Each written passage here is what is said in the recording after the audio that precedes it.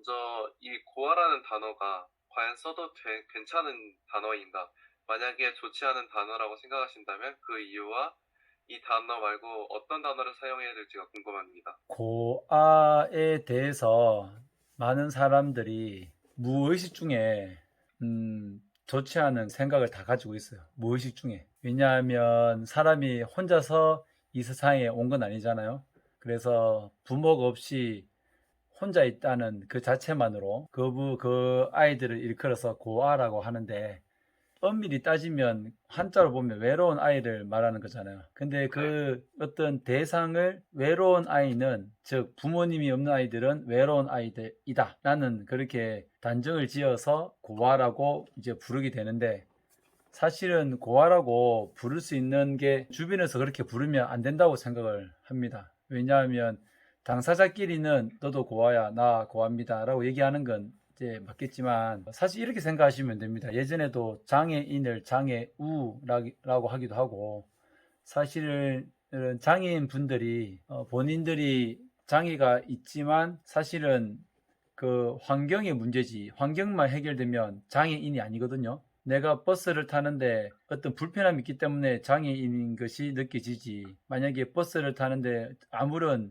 불편함이 없습니다. 그러면 그분은 장애인이 아닌 거죠. 휠체어를 타고 다니는데 자동차를 몰고 이동권이 확보가 됩니다. 그러면 장애인이 아닌 것처럼, 부모님이 없다고 해서 외롭다, 이건 아니거든요. 제 책을 보셨다고 하는데, 부모님이 없어도 저는 행복합니다. 사실 사람들이 만들어 놓은 그 프레임의 아이들을 이제 고아라고 부르는 거고, 사실 예전에 1950년도 6.25가 끝나고 고아원을 만들었죠. 전쟁 고아가 엄청나게 많이 생기니까 거의 10만 명이 육박하는 전쟁 고아가 생겨서 고아원이 갑자기 많이 생겼죠. 그때 고아원 때는 많은 사람들이 힘들었기 때문에 이 아이들에 대한 편견이 없었죠. 그런데 하지만 조금 잘 살면서 내가 다른 저 사람보다 더 잘 살아, 더 잘 살고 뭐 가진 게 많고 할 수 있는 게 많아서 오히려 더 편견을 가지게 되는 것 같아요.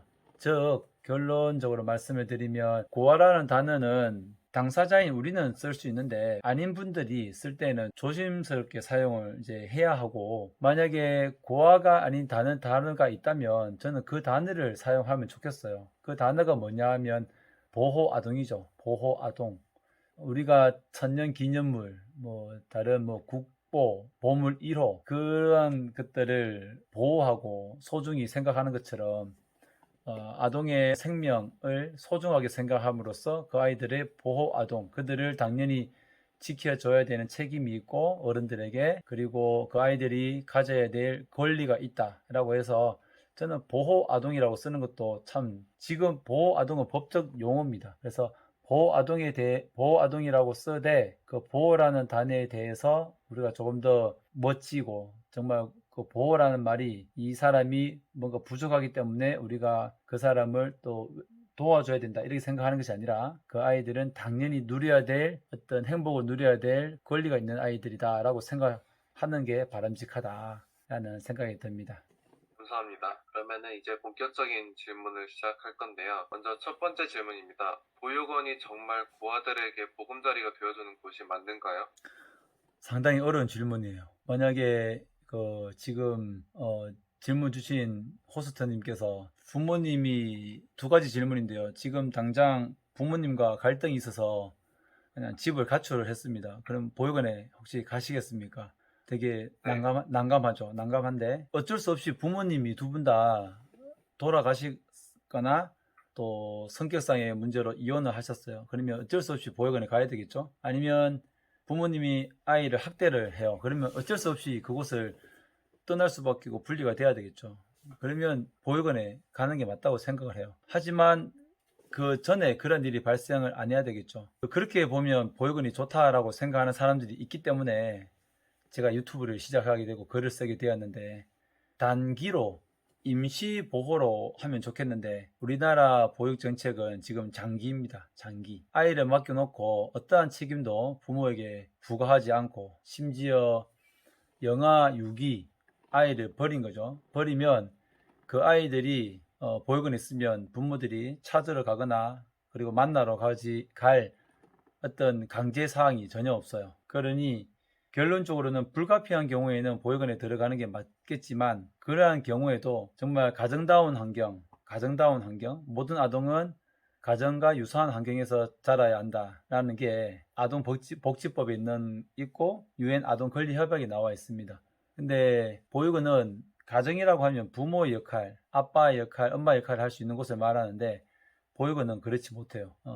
그리고 실례를 들면 한 아이에게 200만 원 이상의 어떤 그 지원금이 있는데 인건비며 시설 보수며 간식비며 학원비며 등등 그러한 200만 원보다 더 많은 돈을 투자하고도 많은 아이들이 대학 진학률이며 스스로 자립하는 률이며 그리고 보육원을 중도 퇴소하는 아이들, 가출하는 아이들이 정말 엄청나게 많은 걸 보면 지금 현재 보육원에 있는 그러한 시스템은 문제가 있고 불가피한 경우에는 보금자리로서의 어떤 안식처가 되겠지만 장기적으로 그곳에서 있게 된다면 부모님으로부터 떨어진 아이들이 어떻게 보면 정말 여러모로 성격적으로 정서적으로 불안함을 가지고 있겠죠. 그런 아이들이 다 모여 있는 곳에서 이 공간이 좀 정말 안전하다? 절대 그럴 수 없습니다. 예, 저는 그렇다고 생각합니다. 그래서 한편으로는 있어야 할 곳이지만 한편으로는 시설이 없어져야 한다고 저는 생각을 해요. 그러면은 이제 보육원 내에 학대 등이 아직까지도 있나요? 학대가 있죠. 학대는 어느 곳에서도 있겠죠. 우리 학교에도 있고 또 사회에 나오면 갑질을 하는 분들도 계시고 학대는 있는데 옛날보다는 상당히 많이 개선이 되고 인식의 변화도 있고 또 아이들이 본인들이 불합리한 대우를 받았을 때 뭐 보육사님으로부터 또 형들로부터 그러한 불합리한 대우를 받으면 바로 그것을 알릴 수 있는 그러한 스스로의 인식은 있는데 여러 명이 함께 사니까 이거는 어떻게 그러한 본인이 뭐 학대든 학대가 아니든 불가피한 그러한 경험을 많이 하게 되죠. 지금 일반 가정에 자녀들은 한 명, 두 명이 있으면 자기 방에서 조용히 뭐 자기도 하고 뭐 자기만의 시간이 있는데 사실은 제가 말하는 건 좀 쉽게 얘기하면 자유가 박탈되었다라고 보여져요. 스스로. 그렇다면 아이들이 뭐 아르바이트도 못하고 다른 외출도 없느냐? 그건 아니에요. 그러나 일반 가정처럼 정말 그 부모님의 따뜻한 관계 속에서 이루어지는 게 아니라 3교대로 이루어지는 8시간마다 엄마가 바뀌는 그러한 환경 속에서 아이들이 여러 명 같이 있다 보니까 항상 언어적으로나 또 많은 부분에서 학대라는 말보다도 좀 무리한 장난, 지나친 장난이나 그런 것들을 당할 때가 많고 덧붙여 얘기를 하면 저의 얘기가 아니라 신문 기사 이야기입니다. 보육사님들이 아이를 세탁기에 넣고 협박을 하고 또 성적으로 그 아이들한테 뭐 신체 접촉을 이게 무리한 신체 접촉을 하는 사람도 있고 그것은 보육원이 너무나 폐쇄되어 있기 때문에 그렇죠. 너무 폐쇄되어 있기 때문에 쉽게 생각하시면 지금 질문하시는 우리 호스트님의 가정을 생각하시면 됩니다. 부모님이 여러분을 혼을 내고 했습니다. 그러면 그것이 밖으로 웬만하면 누설이 안 되잖아요. 그런 것처럼 보육원은 정말 폐쇄되어 있고 어떠한 사건이 있으면 은폐하기 정말 좋은 곳이기 때문에 학대는 무수히 많이 일어나고 있다라고 생각이 되어집니다. 그러나 보육사님들 실제로 회초리를 대하거나 그렇진 않습니다. 그런 곳은 별로 없고 몇 군데가 그렇게 어쩔 수 없이 이루어지죠. 들으면서도 이야기가 굉장히 무겁다는 것을 느끼게 되네요. 그러면은 이제 보육원에서 나온 후에 이 보호 아동분들이 대표적으로 겪는 문제들이 어느 정도 있는지. 지금 이제 저한테 인터뷰 하시는 분들은 쉽게 이렇게 말씀을 하지만 그 문제라는 게 딱 꼬집을 수가 없어요. 한번 생각해 볼게요. 크게 넓은 의미로 생각해 보면 그래요. 만약에 건희군이 결혼했습니다. 그러면 그 독립을 하겠죠? 독립을 해도 엄마한테 와서 예를 들어 김치를 받아갈 수도 있고 아이를 낳았으면 아이를 낳았습니다. 임신을 했습니다. 뭐 무슨 일이 있습니다. 뭐 결혼 기념일입니다. 라고 해서 완전히 어떤 그 관계를 끊진 않아요. 그래서 제가 보기엔 부모님이 돌아가시기 전까지 자립은 이루어지지 않아요. 사실 부모님을 의지하죠. 아무리 나이가 많아도 엄마를 만나면 엄마라고 하잖아요. 근데 저는 엄마라는 단어에 대해서 한 번도 쓴 적이 없어요. 이때까지 엄마라는 단어에 대해서. 그래서 이거를 감히 이 경험을 하지 못한 분들은 그것을 아무리 얘기해도 정말 이해할 수 없는 부분이다라는 걸 먼저 말씀을 드리고, 딱 꼬집어 말씀을 드리면 그거죠. 이제 집을 구할 때 힘들죠. 돈은 우리가 퇴소하면 500만 원에서 많게는 지역에 따라 다르지만 1000만 원을 받게 되는데, 집을 구할 수는 있을 거예요. 그런데 좋은 집이 아니라 좀 허름한 집, 그리고 어떤 범죄까지는 아닌데 어떤 그 부동산에 이런 데 가면 안 좋은 집을 먼저 보여주게 되죠. 왜냐하면 이 친구는 속일 수도 있고 좋은 집을 보여줄 수도 있는데도 안 좋은 집을 보여주기도 하고, 이러한 아주 사소한 것들부터 이제 시작이 되는 거잖아요. 그렇죠? 이루 말할 수 없을 거예요. 그 다음은 뭐냐 하면, 집을 구하게 되면 그 다음에 그곳에 어떤 가구를 놓는다든지 어떤 그 집안에서의 생활들, 가스 요금을 어떻게 내고 심지어 어떤 수도에 문제가 생기면 그것을 고쳐야 되는데 누구에게 부탁을 해야 되는지 그걸 물어볼 사람이 없다는 것. 그게 물어볼 사람이 없다는 것. 그 너무나 암담하고 너무나 그거는 이루 말할 수가 없는 것 같아요. 그런 부분은. 그래서 구체적으로는 집 구하는 것, 어떤 정말 가벼운 것은 좀 이게 물어볼 사람이 없는 것. 그리고 어떻게 보면 대학에 갔더라도 무언가 본인의 속마음을 얘기할 수 있는 사람이 없는 것. 그런 부분이 상당히 제일 힘든 부분이 아닌가 이상입니다. 그러면은 이제 이성남 작가님께서는 보호 아동분들을 위해서 어떤 노력을 하셨는지 궁금해요. 다 합니다.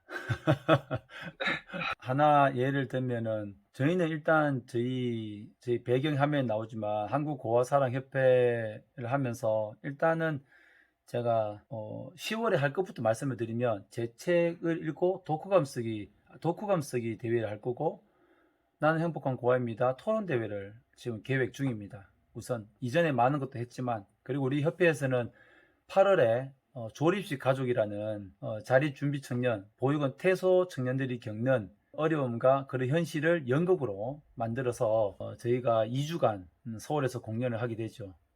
정말 언론에서 많은 분들이 자립준비 청년에 대해서 관심을 가지고 힘들어한다, 그리고 어려움을 겪고 있다, 관심을 가져주자 라고 그렇게 얘기를 하는데, 저희 협회에서는 당사자들이 함께 정말 우리가 다른 사람들이 가지고 있는, 아니면 어떻게 보면 장애인은 혐오하고 장애인들을 우리 사회에서 배척하고 이런 것처럼 우리도 역시 누군가는 우리를 혐오스럽게 생각하기도 하고, 어떻게 보면은 뭐 언론에서 나오는 뭐 드라마에서 단골 소재죠. 우리는 고아 주제에 뭐 족보도 없다, 뭐 고아 쓰레기라는 말도 쓰긴 써요. 그래서 그러한 이야기를 하는 미디어에 우리가 그건 틀렸다라고 얘기하기도 하고, 그래서 아까 얘기했던 어떻게 보면 독후감 쓰기나 토론대회 이런 것들, 그리고 우리 고정욱 작가님과 2월에 고아 인식 개선을 위한 100일장 대회도 했어요. 이런 보육원 출신 단체가 많지는 않습니다. 한 4개 정도 있는데,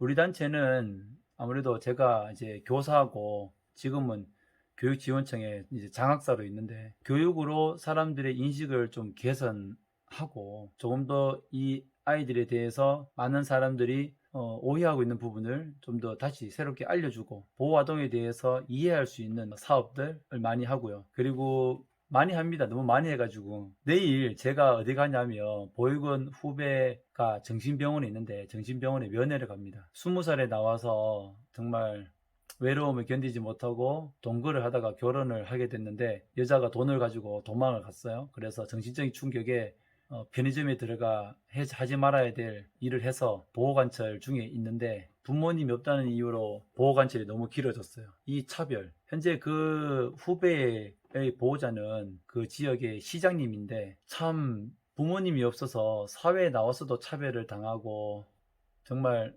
안타깝죠. 너무나.